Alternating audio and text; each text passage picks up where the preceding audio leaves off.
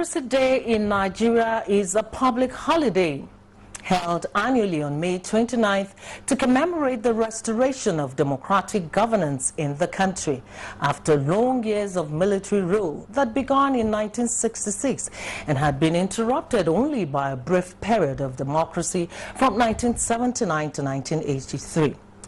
This year, which is the third-year anniversary of the Buhari-led administration and 19 years of uninterrupted democracy in Nigeria since 1999, the federal government has outlined activities to celebrate the day, starting with a Friday Jumat prayer. The theme of this year's Democracy Day is peace building and good governance for sustainable development. Now, what are the activities to mark the day, and what are the gains of the current administration in the last 3 years? How can they be sustained? This is our focus on Nigeria today. Thank you for joining us. I am Joy Oseago.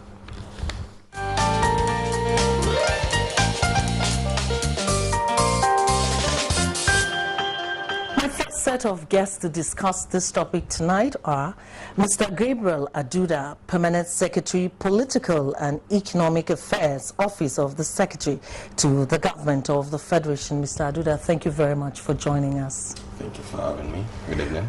Also in the studio is Mr. Lawrence Ojabo. He is the Director, Information, Office of the Secretary to the Government of the Federation. Mr. Ojabo, thank you very much for joining us this evening, and it's good to see you again. Thank you, Ma. Thank you, viewers. Welcome. All right, I'll start with Mr. Gabriel Aduda. Here we are marking another May 29th Democracy Day, and some people would ask, is there so much to celebrate this year? Thank you so very much for having us tonight. Absolutely. There is more than even enough to celebrate. I see. The beauty of it is there is a popular saying that the best military rule can never be as good as the worst democratic rule.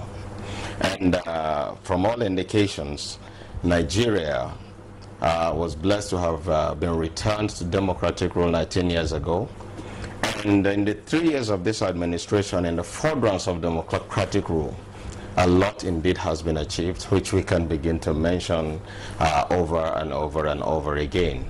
And having achieved so much, we feel that the celebration this year should actually focus on a theme that speaks of our current challenges and opportunities. And that is why we deliberately are looking at peace building and good governance for sustainable development. All right, let me go quickly to Mr. Lawrence Ojabo. Mr. Lawrence Ojabo, he has talked a lot about what is there to celebrate. I want us to hear from you now. What are some of the activities lined up to mark this day? Quite a number of activities. This afternoon we had prayers at the Central Mosque, at the National Mosque, by Muslim faithfuls. To pray for our leaders, to pray for our nation, to pray for peace, to pray for good governance, to pray for sustainable development generally. And there will be prayers again on Sunday at the Ecumenical Center. This will be about 2 o'clock in the afternoon. And then on Monday, the 28th of May, there will be Democracy Day lecture to be given by the former chairman of the Independent National Electoral Commission, Professor Tahiru Jega. And then on the Democracy Day anniversary itself, Tuesday 28 May, Mr. President would make a live national broadcast in the morning at about 7 a.m. And then in the evening, people will get together again to interact, to continue to reflect on the gains of democracy in the last 19 years, and particularly in the last 3 years, and to see how we can continue to strengthen our institutions to ensure that our people continue to gain more and more from the dividends of democracy. All right, let me bring in Mr. Aduda here, talking about strengthening our institutions and having the people, the electorate, be a part of this celebration. Now, the events you have lined up, are we focusing on the Federal Capital Territory alone, or have you incorporated the state and local governments into this agenda? We are actually looking at the entirety of Nigeria to celebrate this event, and we have sent out invitations far and wide. And starting from the federal level, we have invited across board. This celebration is not only for government. We have also sent out invitations to captains of industry. We have sent out invitations to even civil society organizations. The whole idea is that we put hands together to celebrate what Nigeria has become today, and then looking forward to a better future. Now, beyond the fun fair, let's go down to the issues, because you have a very significant theme here. How do you intend to get people to key into this theme vis-a-vis the challenges we've had in the last few months? Thank you so very much. You see, the truth of the matter is that the core of development and national development as a whole, national growth and development, is peace and stability. Without peace, we cannot grow, we cannot develop, we cannot put in place programs and activities that will grow, not even the economy. And if we look at the challenges that the present administration took on when they came on board, especially the insurgency in the northeast for one, and then the various pockets here and there of insurgencies across the country. For the administration to settle and get down to work, the very first thing that the administration had to look at, especially considering the promise that His Excellency President Muhammadu Buhari made to Nigerians, was to tackle the issue of security. Because until you're secured, until you feel safe, you can't even engage in economic activities to grow to grow the society, or to grow the country. So to a large extent, what the administration paid attention to on coming on board was to deal with the issue of Boko Haram. We all know what this was at. Part of the northeast was already under the insurgents, but as we speak today, not a single part of the northeast is under the insurgents. The administration has tried. There has been a lot of pumping up there, improving training, improving equipment for the military, and so on and so forth. And we're all aware of what damage this did to the Nigerian economy, especially looking at the fact that from the northeast, the main source of productivity is either farming or fishing and all that. Now, most of these activities were stopped, but now we're beginning to go back to them bit by bit. So we feel that this is a very huge plus in the right direction. Let me go quickly to Mr. Ojabo. Mr. Ojabo, in terms of the celebration, how do you intend to get people to be a part of what you're doing, and to also make them realize that it is not enough to let the government alone solve some of these challenges we faced over the years, that there's a need for us to work together as a team?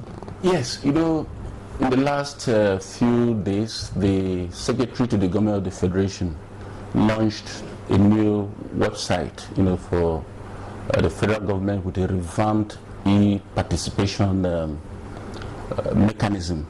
The whole idea is to create a platform for Nigerians to interact more intimately with government in respect of development issues. The platform enables Nigerians who have ideas to submit them to government. It provides for people who have grievances, who have complaints, to address them directly to relevant departments of government. And it creates a platform where Nigerians can, in real time, discuss, comment on government policies and programs.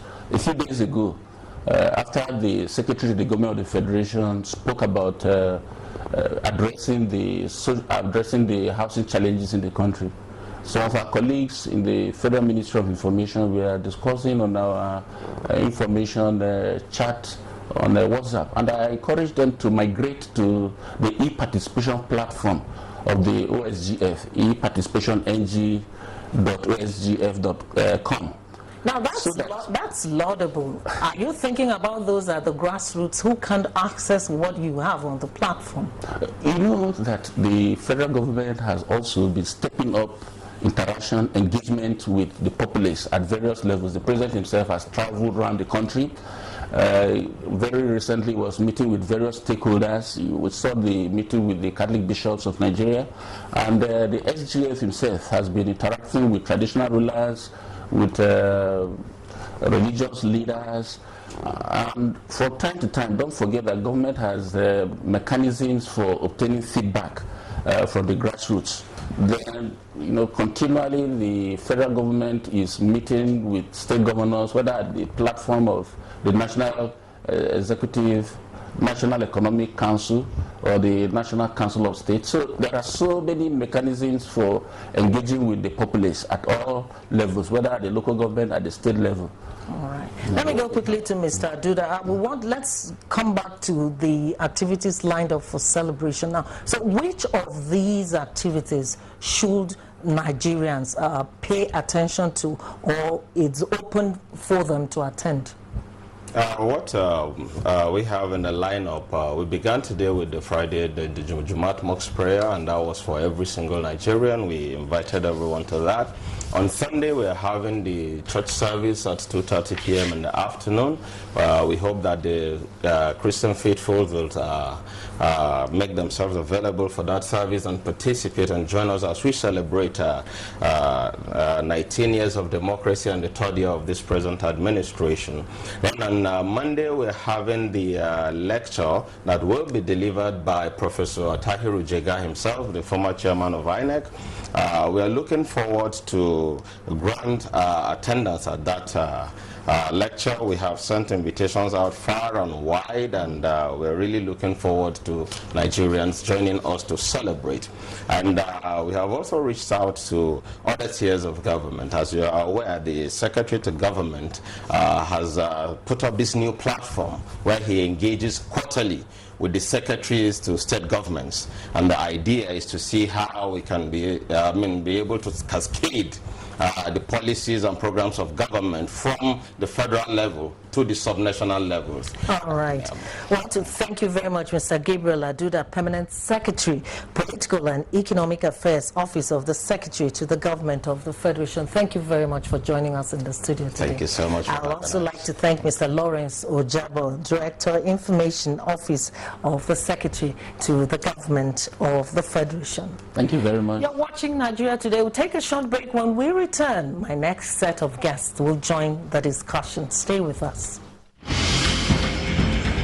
The Nigerian Television Authority News 24 channel, your dependable all-round news station, offering you world-class news programs, documentaries, spotlights, promos, and information highlights. Take advantage of our network reach and advertise your interest, goods and services with us. NTA News 24, first equals with digital broadcasting. You can reach us on channel 21 terrestrial TV and channel 101 on the Star Times platform. For more inquiries, please call Coretta 0803 618 9986 or Henry on 0803 379 0884. Join us today. Coming up on NTA News 24, Nigeria Today, 7:30, Monday to Friday, with exciting anchors on topical issues.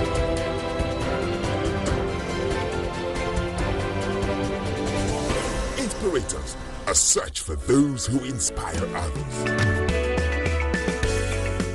Business 24, a business magazine program. Late edition repackaged. Fresh and exciting programming on NTA News 24. Stay with us. You are watching NTA, Nigerian Television Authority. For more information and news updates, visit our website at www.nta.ng,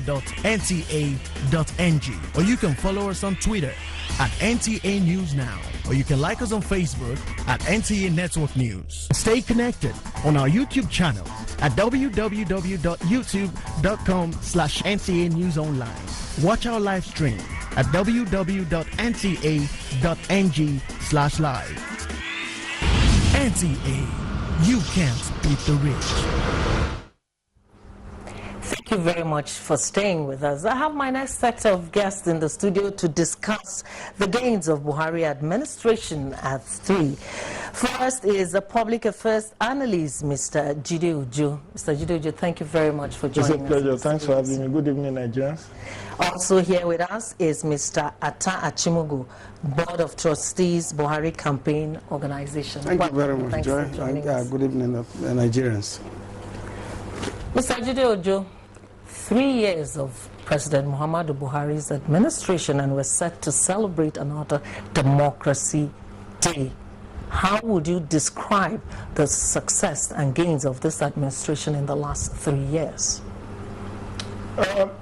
The president said it not too long ago that he's done his level best for the country, and it's still a work in progress. It will be uncharitable to say that the administration hasn't achieved anything. What we need to realize is that as at the time this administration came on May 29, 2015, expectations were very, very high. Will I say that those expectations have been met? I would say no. Largely because, somebody that is very thirsty and felt like taking 10 cups of water, only 2 is available. Though the test is quaint to some extent, the satisfaction is yet to be there. So on all fronts, yes, the efforts are being made in terms of infrastructure, bridging infrastructure deficits, fighting corruption, fighting insurgency. But we are not where we used to be, but we are also not where we ought to be.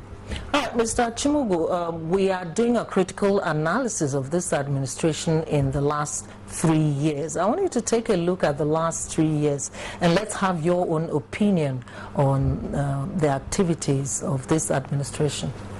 Thank you very much, and good evening, Nigerians, home and abroad. Well, I will not do but to agree with my fellow panelists that Nigerians were really yearning for a very serious change when this administration came into power. But we know that he has rightly described it, that if you, for instance, you are yearning for 10 cups of water, but 2 has been made available to you right now. So your appetite will be more. And that 10 cups, of course, we know why it should be 10 cups, because there were so many things that were done wrongly by the previous people that were there in the administration before this government took over. So all in all, I will give very big kudos to Mr. President. He has worked tremendously well under very hard conditions. Remember what the oil price used to be before he came in. Remember the volume of oil that used to be sold before he came in. If you take all these parameters together and assess him vis-a-vis what he has achieved, I think I can give him 95% of the thing.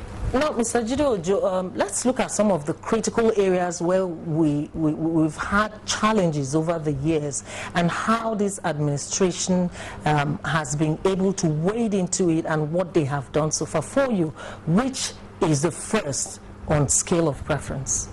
Insecurity. The administration has largely been able to subdue at least the insurgency aspect of insecurity.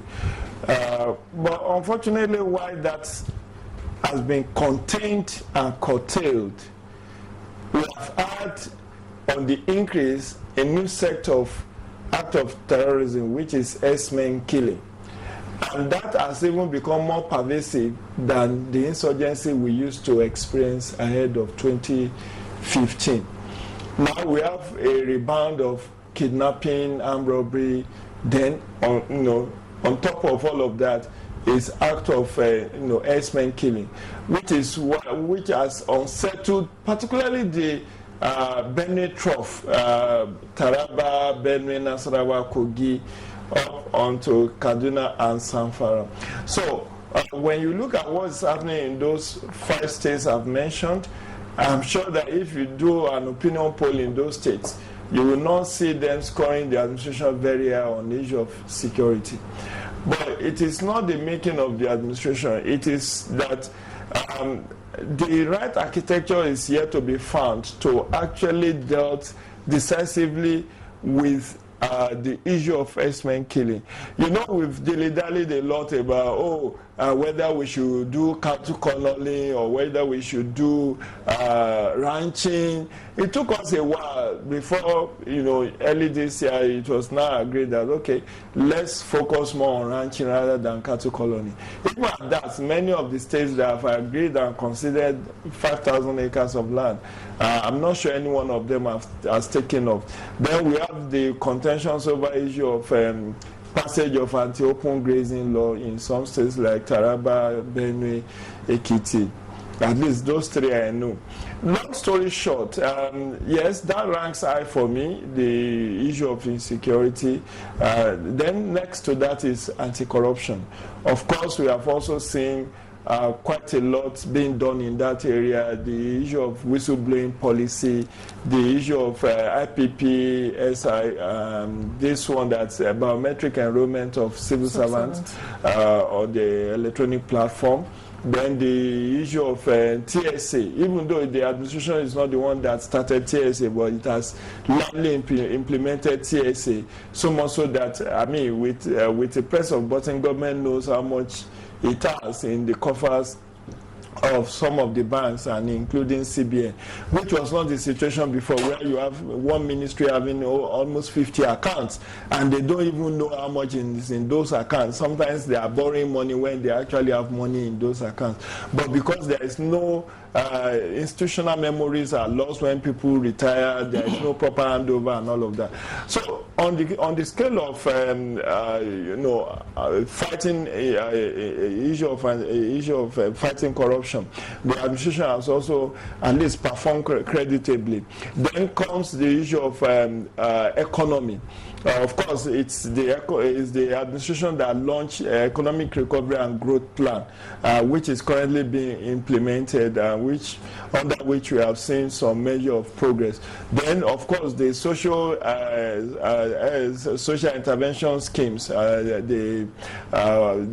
we have the Empower scheme, the homegrown school feeding program. Mr. Jido, I can see that you have a lot on your list. Let me bring in Mr. Achimugu here. Let's hear his own perspective. Yes. What are some of the key areas where you think this government has done credibly well? Thank you very much. Yeah, I can see also he has a lot to give. So it shows that the administration is working. Yes, of course. I would like to dwell more on the most recent indices that will benefit much more our people in terms of, the dividends of democracy. First, I want to also take a look at the uprising of our foreign exchange reserve, which has definitely crossed the $50 billion mark. Secondly, I think extensively people have analyzed the outcome of Mr. President's visit to the United States of America. Part of those gains were the acceptance by the United States of America to sell those assault aircraft, military aircraft to Nigeria, for us to be able to fight the insecurities that we are having here. Of course, any insecurity you are fighting and you don't have the right to, definitely you won't win the war. But now that we have all those things in our arsenal, I think the sky should be in the limit, and then we should very this. You give me some little permission. Also, the tremendous infrastructural development that is going on all over the whole country. All right, let me tell you success and so on and so forth. Okay, there are so many things that. Obviously, there's so many good things happening, but definitely there are challenges, and it will not be fair not to talk about these challenges and ways we can solve them collectively. Right. So quickly, time is not on our side, Mr. Jido. What are, just briefly, a few of the challenges and what you think we can do collectively as a people to work together to support this administration in moving this country to the level where we want it to be.